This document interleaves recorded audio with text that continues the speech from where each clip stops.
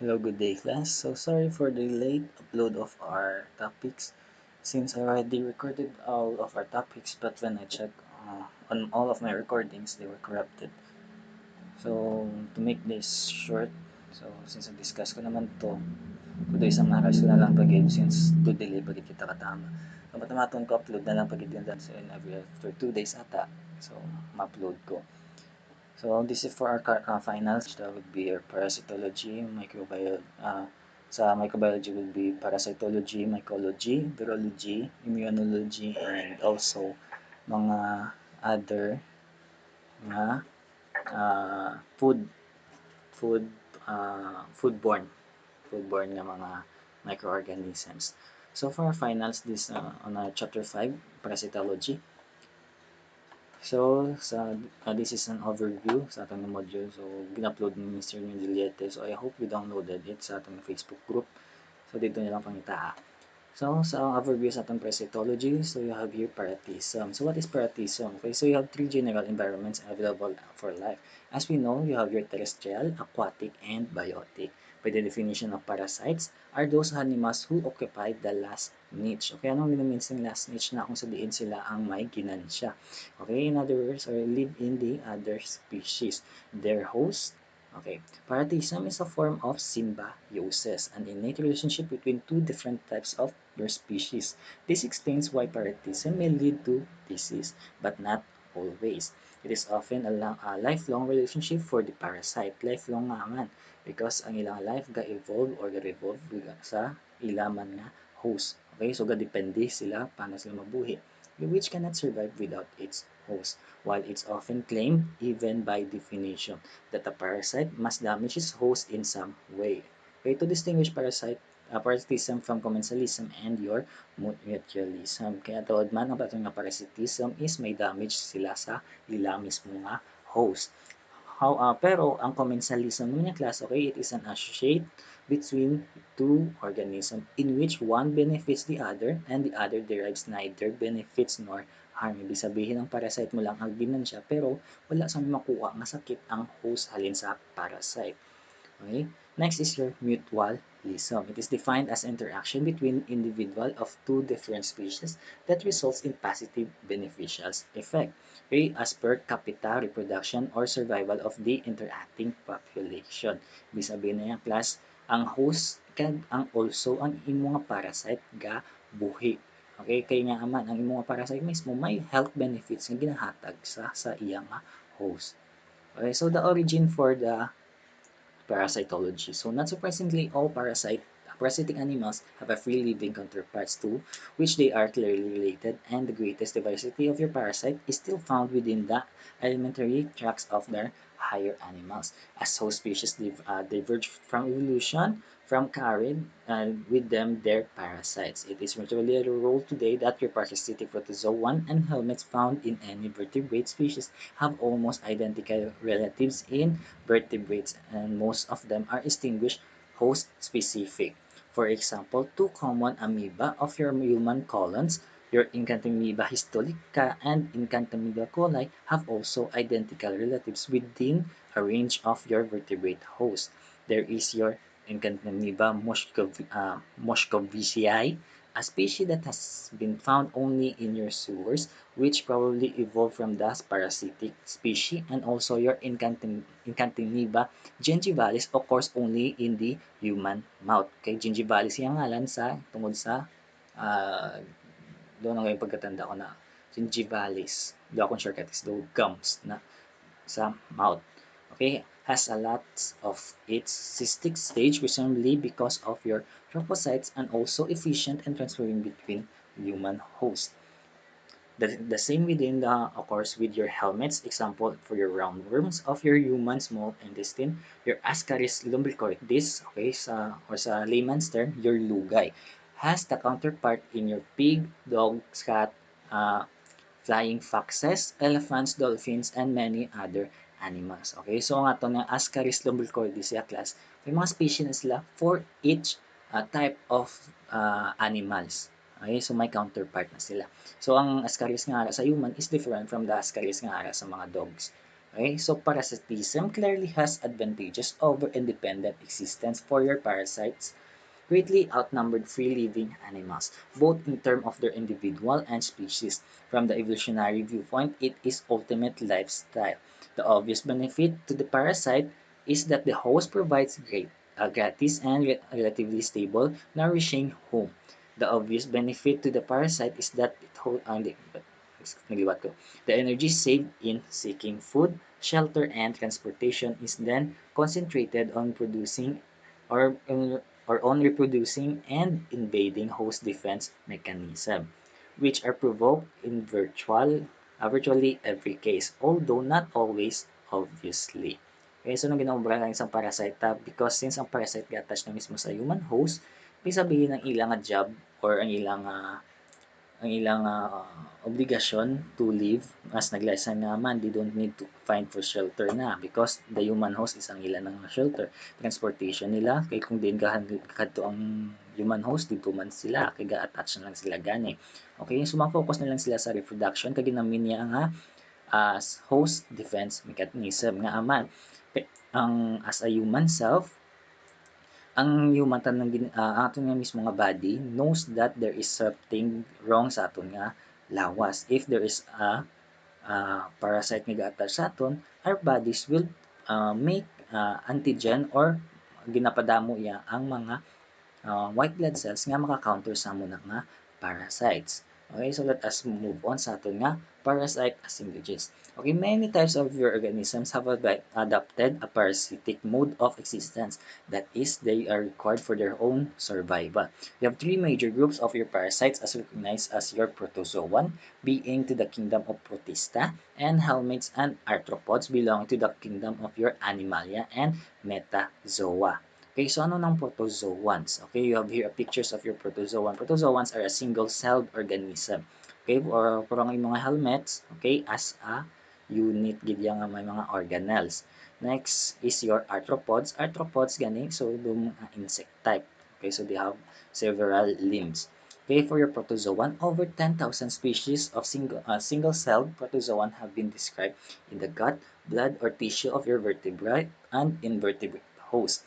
Parasitic flagellates cause eccentric diseases such as Giardiasis, urogenital disease such as your trichomoniasis. Okay, so Trichomonas vaginalis na usually ang cause. Okay, Giardiasis, Giardia lamblia. Okay, systemic disease such as your sickness and tissue diseases such as your Chagas disease or Kala-Azar. So these are from ano ga ito nga parasite nalipat ko sa parasitology naman. So, okay, parasitology naman nga class, okay, we have a different nga subject which we studied specifically what type of parasites gid. So, aton nga overview lang so hindi ka mo mag-worry. So, kung ano lang ari sa aton module kag kung ano lang hapaw lang. So, make sure kung ano man lang ihatag during the final exam, reviewer. So, dira ka mo focus.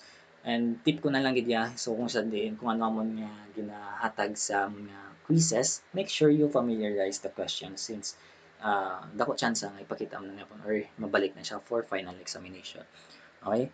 So let us move on. So parasitic amoeba cause dysentery, encephalitis, and corneal lesion. Your spore-forming protozoans cause many serious diseases. Apicomplexia cause coccidiosis, uh, malaria, and tick fevers. Microspora parasite, fish and insects, and Acetospora cause seasonal mortalities in your oysters. Parasitic ciliates cause diarrhea or lesions in humans and also in animals, while commensal species cause serious fouling problems in aquaculture. So let us proceed sa ating mga helmets. Helmets kan class mga worms or mga type nga saya nga may organelles gid sila. Okay, so around 50,000 species of your multicellular helmets or your worms have been described from a wide range of hosts. Your roundworms, which is your nematodes. Okay, so tandaan nyo na mga roundworms, nematodes, cause, dahil katigap ko cause much morbidity and mortality in humans and animals through the world. Serious infection includes filariasis, or filariasis is caused by a filarial parasite. Okay, so the under na is ang imong elephantiasis. No, kita niyo nagahabok ang latiil. Okay, so it is caused by a filarial parasite. We have there hookworm and threadworm disease. The larval and adult tapeworm, your cestodes. Okay, class ang separated na ang inyong tapeworms. Tapeworms are in cestodes. Naman. Kaya, kaya yung mga tapeworm, they can be separated individually. Kaya diba, gautod-utod na. Kaya connected lang na siya. Maski mautod na iyang part. Okay, as long as ang ilang head ga-attach mismo gyapon sa cell or sa imong intestine, pwede pagyapon mabuhi ang tapeworm. Okay, may be found in many vertebrate hosts. Some species do not cause clinical diseases, whereas other may cause severe weight loss. Okay, so kung gusto nyo pa maniwang, okay, pa-infect lang mo sa tapeworm. Okay, then may diarrhea, abdominal pain, and space-occupying lesion. Your flukes naman niya class or trematodes. Okay, tandaan nyo, flukes for trematodes.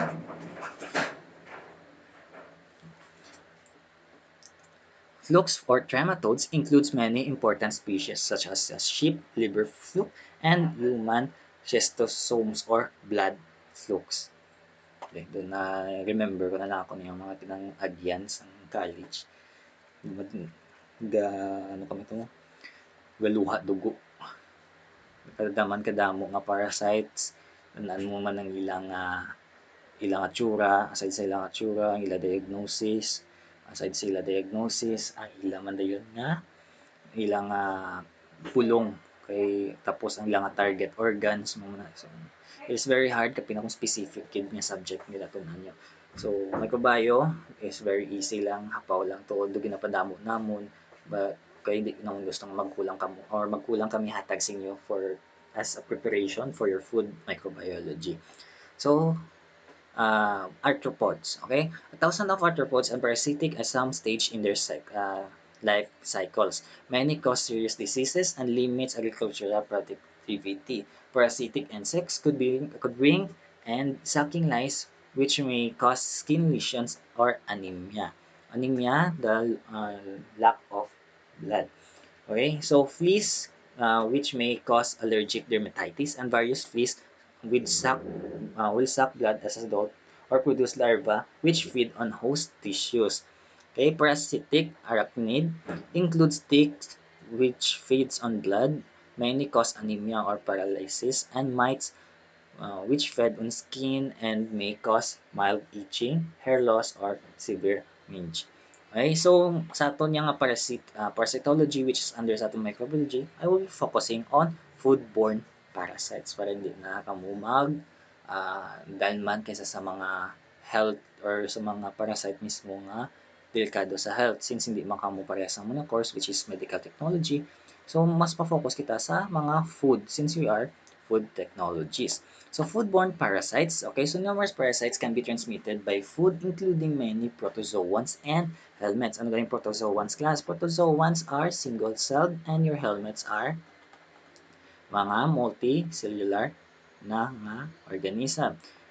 Okay?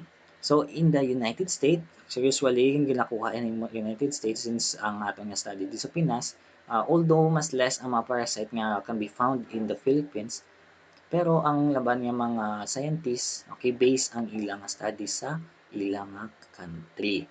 Okay, so United States, the most common foodborne parasites are protozoans such as your Cryptosporidium species, Giardia intestinalis, Cyclospora cayatinensis, Toxoplasma gondii, and sa mga roundworms such as your Trichinella species and Anisakis species. And for tapeworm naman yung class, it is caused by your Diphyllotirum and your Taenia species. So Diphyllobutyrum. Okay, many of these organisms can also be transmitted by your water, soil, or person to person. contact. Occasionally in US but often developing countries, a wide variety of your helmintic roundworms, tapeworms, and flukes are transmitted in foods such as for mga undercooked nga fish, crabs, mollusks, anong mollusks? So, tsaka sa social nga pagkaon, tuway kadididapi kapati sa Pilipinas. Kaya you have your undercooked na meat, raw aquatic plants such as your water crease. Ang man, water crease. Buta ko ano ng water crease. So, may raw man nga vegetable that have been contaminated by human or animal feces. Tandaan nyo, human or animal feces ang pwede ka contaminate sa vegetable since, di ba, usually if ang parasite ara sa imo intestine, then ang ilang nga eggs, gali lang da sila. So, din mga eggs, syempre sa imo nga excretion or sa imo nga tai. So, mo man na kung ang animal nagtai man, then ara sa mga vegetables, so dapat ginahugasan pirmi amo man ang mga dapat magluto ka fish, crabs, mollusks. So dapat well cooked gid. Okay, make sure gid yang luto. Then for meat naman yung class, dapat cooked gid hindi undercooked or raw. Okay, some foods are contaminated by food service workers who practice poor hygiene or work in a unsanitary facilities nga man unsanitary yung mga tanga, mga ilaga nga galakat-lakat da. Okay, so ga-practice ang poor hygiene. Okay, mismo ang health workers nila infected, wala ga panghugas kamot mamo na.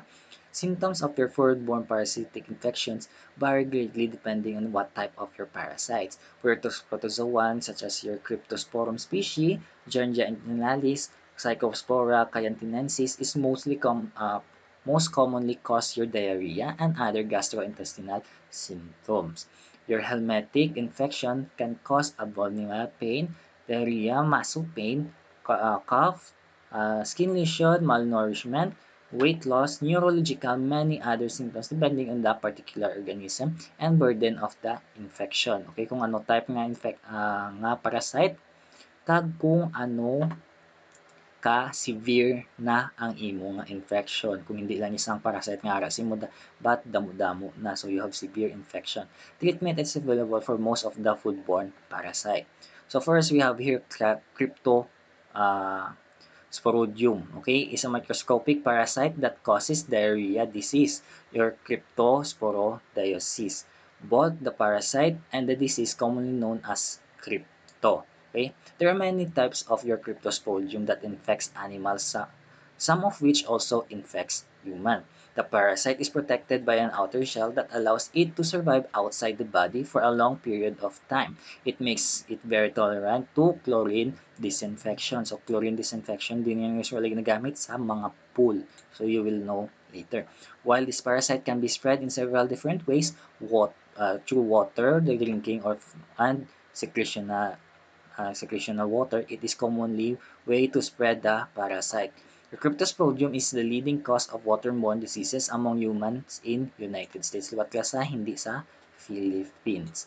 Okay, for a Cryptosporidium, you have here the life cycle of your Cryptosporidium. Okay, so makita nyo, this is a Cryptosporidium oocyst. Okay, so sa amon nga subject na parasitology, gina-define pa namon mga oocyst, cyst stage, cheche pa. So, hindi na lang gusto mo na magyan since it is not applicable man sa inyong course.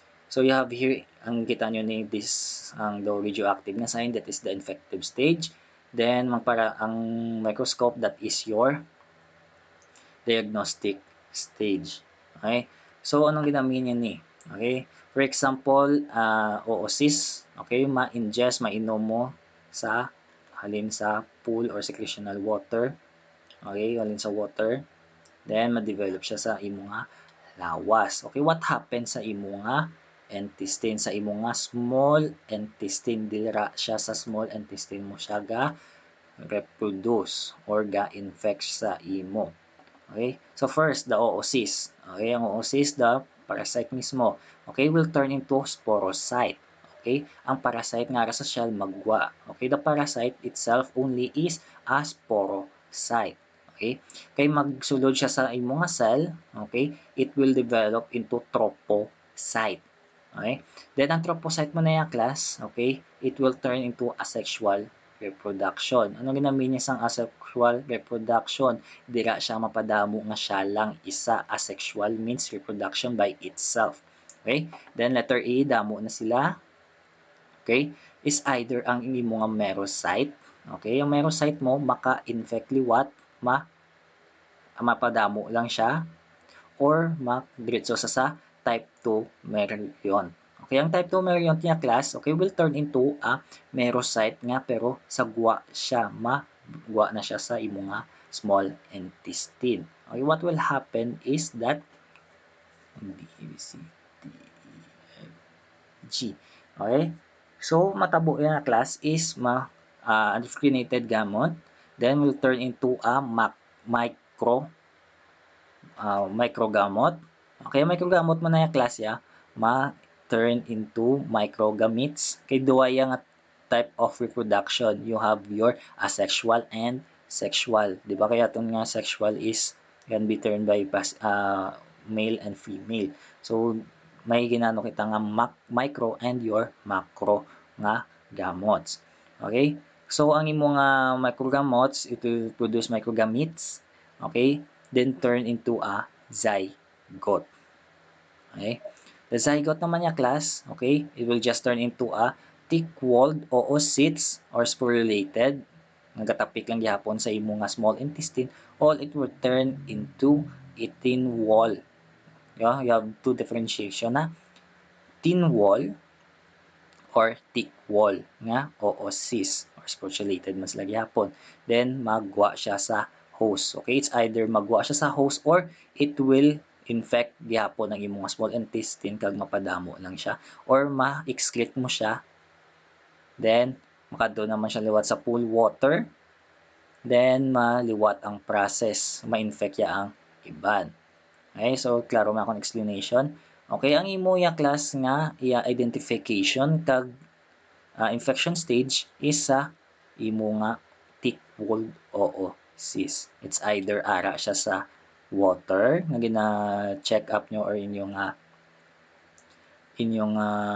ginasuspektahan nga may oocyst or halin mismo sa excretion sa patient. Okay, let's now move on to Giardia. Okay, it is a microscopic parasite that causes the real illness known as your Giardiasis. Your Giardia is also known as your Giardia intestinalis, Giardia lambia, or Giardia duodenalis. Okay, so different types na sila sa Giardia. Napin lang ako ng tubig.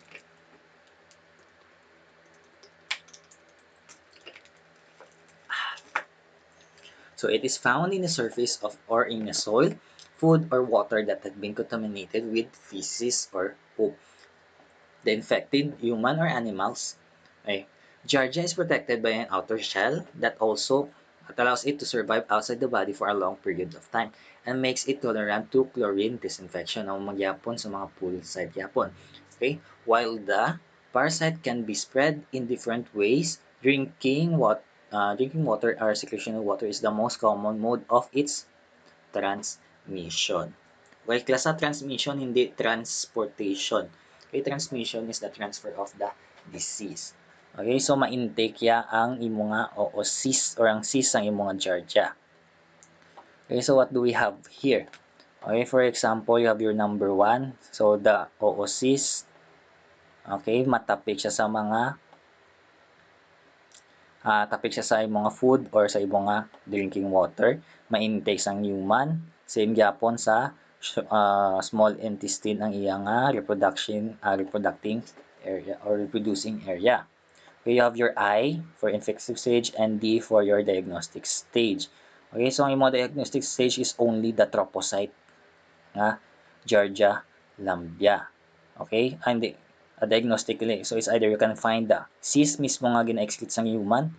Okay, pero klasa ang iyang infective stage. So nawa nila infective stage is only the cyst stage sang imo nga Giardia lambia nga aman.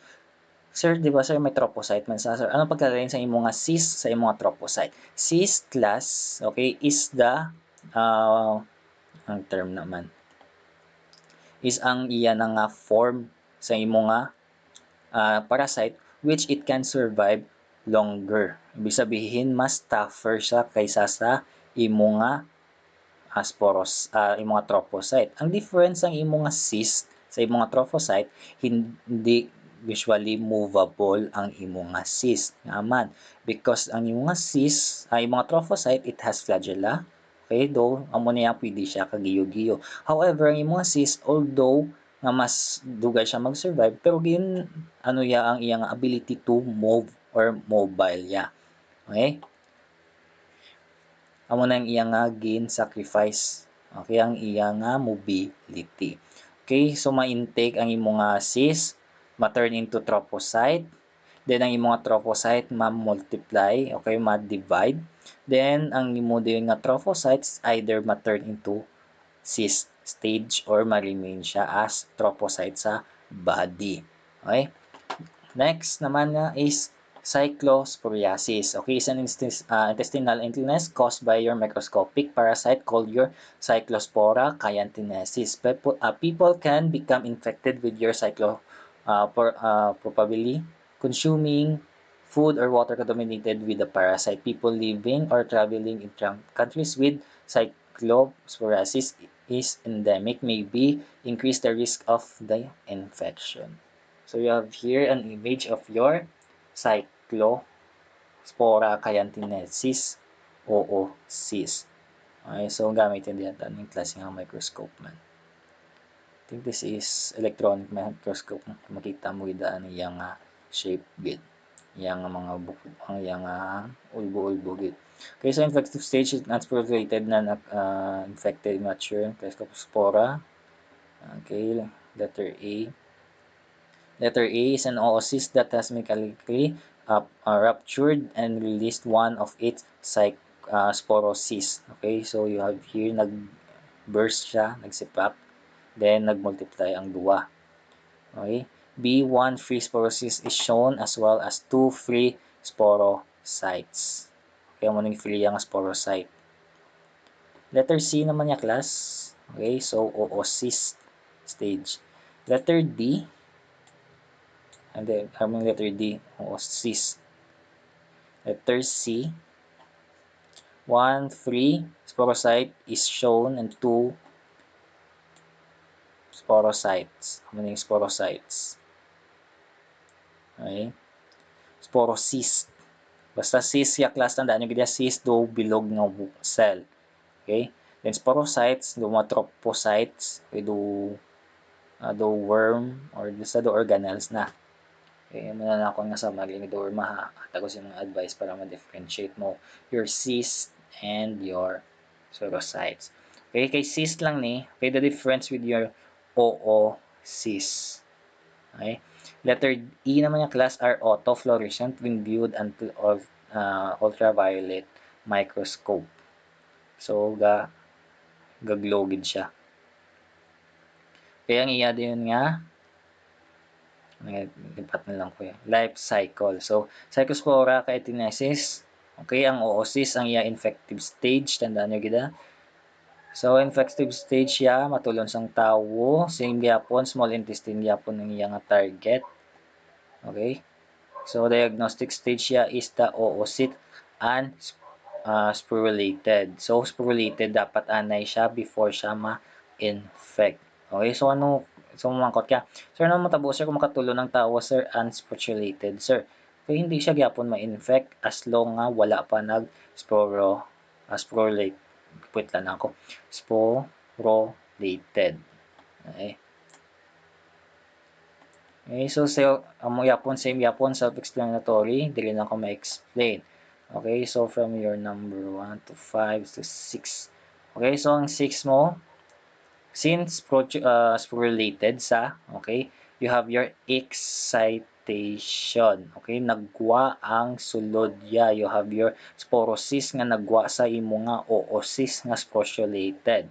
Okay, ang imo nga sporocyte magiging sporocyte. Okay, ang mga sporocyst will turn into sporocyte. Naman kay may unod pa siya, di ba? Okay, then magwa pa gid nang iya unod. You will now have your invasion of intestinal epithelium. Okay, so ang imo nga epithelial cells sa imo nga small intestine i-invade ya. Okay, then you have your type 1 meromont. Okay, mapadamo siya. Then, magawa, masaylo naman sa you have your type 2, meromont. Then, magawa naman sa, masaylo naman siya. Then, from your microgametocyte, magiging macrogametocyte. Then, mag-produce sa mga zygote. Then, mag-release siya ang oocyst nga as cruciated. Okay, so halfway na lang kita. So, tama pa dasi ko pa ni. Okay, so, segunda. Okay, sayang oras. Okay, so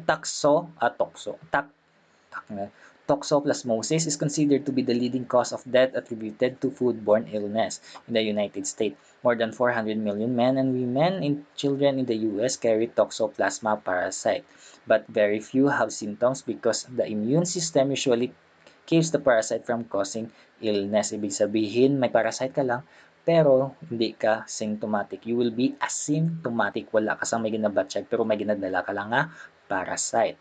Okay? However, women newly infected with toxoplasma during shortly before pregnancy and anyone with compromised immune system should be aware of the toxoplasmosis can have a severe consequences. You have here a gram stain of your toxoplasmosis. So makita nyo ga-violet gid sa. Okay, so flagella. Okay, so toxoplasmosis is considered one of the neglecting parasite infection of the United States, a group of 5 parasitic diseases that have been targeted by your CDC for public health action. Toxoplasma gondii in mouse, ascetic smear. Okay, so ang iyagin ko anya ni is isa ka ilaga nga gininfect nila sang toxoplasmosis. We have here medyo magamo siya nga explanation, pero I'll try my best. Okay? So, ang tabo na, okay, the source or main source ng imong toxoplasmosis is the feces of your cat or fecal oocyst. Okay? It's either i-check nila for the infective stage. Okay? Infective stage pwede sa makalaton sa mga animals. You have possible na malatnan, which is your rats, your birds, your pig, and also your sheep. Okay? So, medyo mabudlay ni madalong explanation. So, ang importante di halin siya sa cat. Okay, pwede yan ma-infect mga muni. Then mabalik siya gyapon tissue cyst. Then pwede siyang balik sa cat, ma-infect yan man balik ang cat. True nga magkaon ang cat sa contaminated food. Okay, pero direkta sa human, which is very important since amo naton target or halin sa food. Okay, so if ang mga cat, okay, namuson siya sa cat litter, then nagkadto yung mga pagkaunda, nahulog, butang nga may tubig na dadi, kakakuha sa mga tubig sa talaihan sa inyong kuring, therefore may chance nga may infection na da. Okay, so ma-infect ang mga human dito sa gyapon sa small intestine ma-proliferate. Okay, so ma-proliferate sa dito, infect yung mga epithelial cell, then mapadamo siya sa sulod sa imong cell, then ma-burst kag cycle liwat ang iyang reproduction. So, amo nang life sa ato nga mga parasite. So, need nila ang host para mapadamo. Okay, balik-balik lang ang ila life cycle. You have your tricho. Next na parasite is trichoneo. Trichinilosis. Okay, it's called your trichinosis. It's a disease that people can get by eating raw or uncooked meat from animals infected with microscopic parasite Trichinella. So what is Trichinella? Trichinella spiralis is a viviparous nematode parasite occurring in rodents, pig, bears, hyenas, and also in humans. It is responsible for the disease trichinosis. It is sometimes referred as the pork worm due to being typically encountered in undercooked nga pork products. Okay, ibig sabihin, kapag na magpa-isaw-isaw ka mo, gina-make sure kung na yan, dapat nga well cooked gid para kung infected man siya sang imong kanila, okay, so tungod sa kainit sa pagluto, okay, ma-burn or ma-damage ang imong kanila, so hindi ka na ma-infect. So domesticated nga animal infected by kanila sa muscle gid okay sa unod gid sa imong pork. Okay, so kay raw gintulon mo. Okay, so sa yung mga small intestine, so usually yung mga parasites sa mga kapina sa food, okay, ang target nila is your small intestine. Okay, so larva increase release in your small intestine ang imong adults in your uh, small intestine. So you have male and female nga tricanella. Okay, ang imong male, okay, they are quite shorter than your female. Kay sa animal kingdom, mas dako ginandaan ang babayi kaysa sa lalaki. Okay nga man, uh, to support reproduction. Kaya ang ilang egg ang gina-produce every time is several thousands. Okay, you have your larva deposit in mucosa, then circulation, masulod siya sa striated nga muscle. Okay, kung sa diin man nga parts ng imong mga lawas as human, so dugangot-ngot na ang mga types ng imong nga muscle. So that is your diagnostic stage. Ibig sabihin, ginakuha gina ang parts ng imong nga muscle kung sa diin may suspect sila nga may Trichinella. Okay, so this is the spiralis, Trichinella spiralis.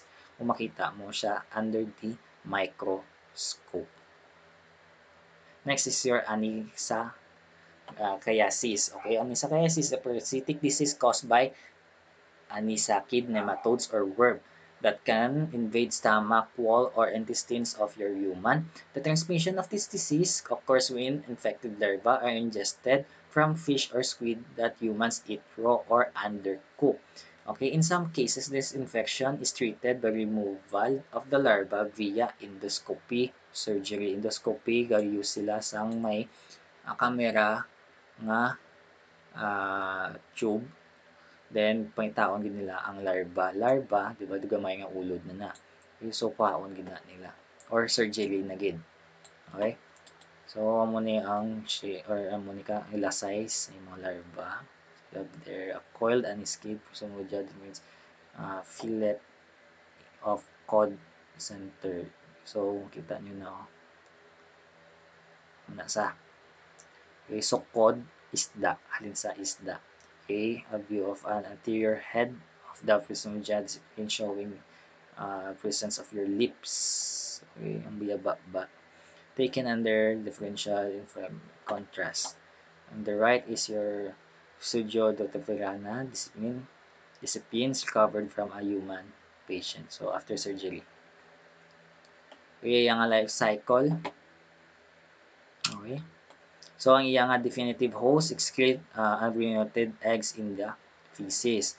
Then, the eggs became embryonated in your water. Okay? Larva forms in the egg. So, makita mo nga may unod ang iyang egg. The larva hatch from the eggs as an unsheathted, free-swimming form. Okay? So, nagwa ang larva na mismo. Okay? The free-swimming larva are ingested by crustaceans or mga shrimps and develops in the homococcal.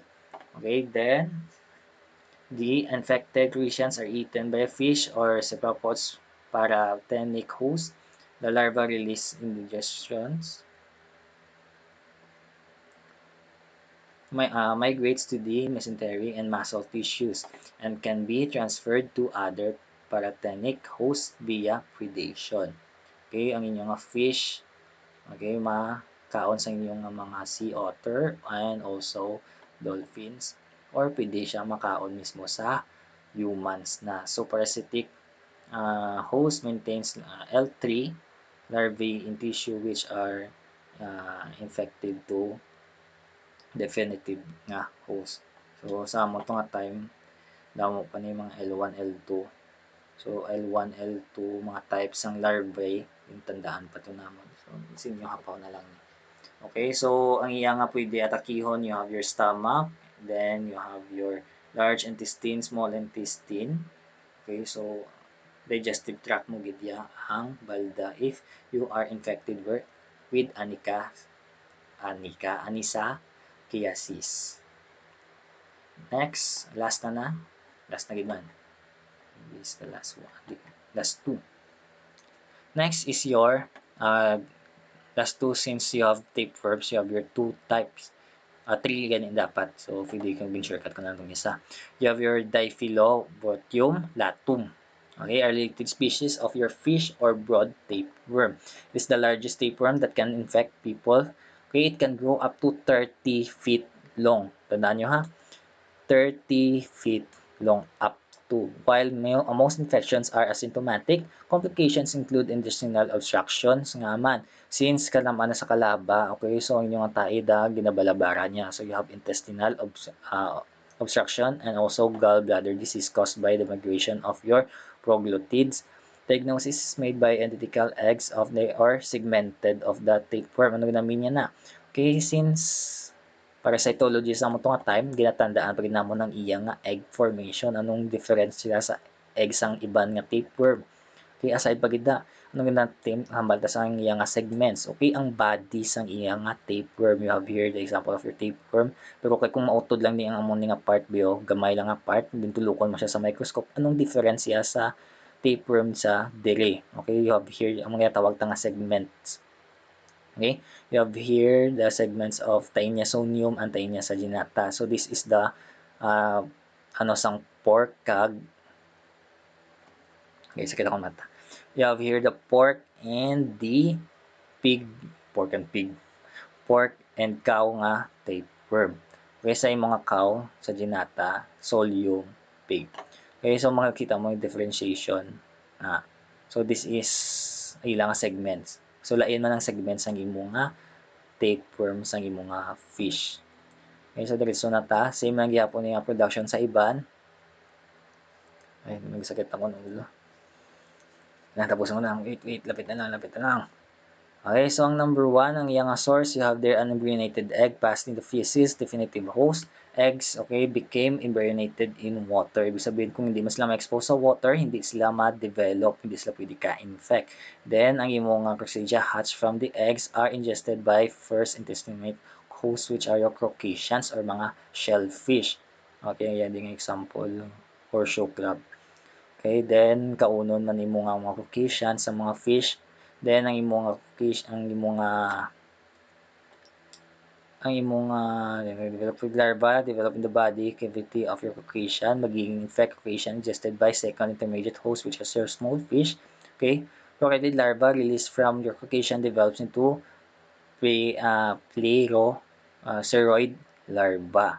Okay, ang inyong proceroid larva will turn into pleroceroid larva. Imagine na kung ano nakabudlay. Then, ang mga fish, pwede pa makakount sang bigger fish or diretso na sa mismo sa human. Breeding for fish, pandemic host, 8 small fish invades the tissues. So, same lang gyapon ginaobra sa human. So, what happened kung ma-ingest sa? Okay? So, ang imong larvae nga ni, okay, will turn into an adult. Okay, the adult, okay, the small attaches itself sa small intestine. Okay? Then it will form mga tapes. Okay? Mas taas siya, mas dako na ang tape sa punta. Okay nga aman because mo ni mga aga-adult nga part. Then ara na dang mga eggs. Okay? Nalilis lang na. Okay, so walls ni Marshall intestine. Next, we move to Taeniasis. Taeniasis in humans are parasitic infection caused by your tapeworm species, your Taenia saginata, which is your beef, ay saginata, and solium pork. Ang tandaan ko na lang basta solium kay O ang next siya, pork. Okay, saginata, kay duwa man lang na sila, which is your beef tapeworm. Pero may isa pa gid, your Taenia asiatica. Okay, so it is tapeworm or Asian tapeworm. Humans can become infected with these tapeworms by eating raw or uncooked beef. Okay, Taenia saginata or pork solium or pork solium or T solium and T asiatica. Okay, usually sa pork man, pero sa Asian countries, people with Taeniasis may not know they have tapeworm infection because symptoms are usually mild or non-existent. Rutenia solium tapeworm infects can lead to cysticeriosis, okay, which is a disease that causes seizures. So it is important to seek treatment dayon. Okay, so yung life cycle, okay, we have here dua. Okay, so it's either mag-release sila luwat sa may excrete sa human, then It will turn with proteins in feces and pass into the environment. So, muna yung egg. Okay, so makaon sa mga cow. Okay, so datain niya sa ginata for the cow. Okay, dira sa ma-develop sa cow. Then, pamuson. Pamuson. Ma-stick siya sa cell sa muscle sa mga pork or sa mga beef. Okay, amo gani dapat make sure niyo nga well cooked gid ang inyong mga meats per me. Ever since nag-take ko sang parasitology, tukod yung nag-worry na sa mga ginapang intake ko nga mga pagkaon. Kay aside pa gid you have other nga parasites nga mo pwede mo makuha. So, ma-infect sa human, same yapon ang ilang area of infection would be your small intestine. Okay, so you have here ang head. Okay, ang head nga ginatawag sa mga tapeworm is your scolex. So, as long